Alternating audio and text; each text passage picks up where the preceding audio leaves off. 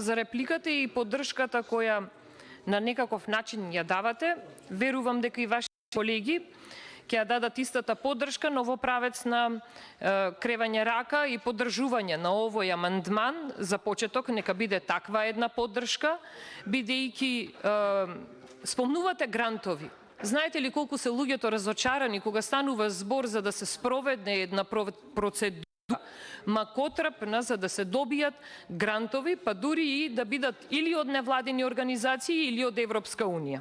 Знаете, колеги, сите сте сведоци, македонската јавност е сведок дека грантовите кои стигнуваат во Македонија, за жал, во најголем процент не се делат таму каде што треба да се поделат.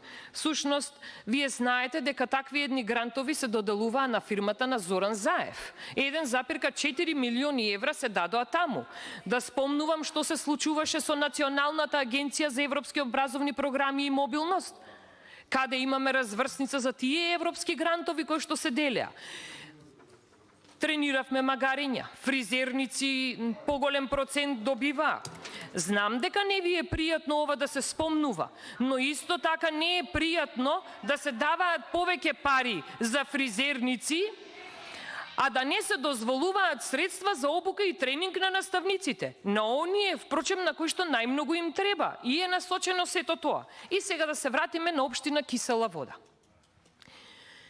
Како општина Кисела Вода да ја заврши целата работа кога општината, од како почнавме пред неколку месеци, наследи долг од приближно 4 милиони евра?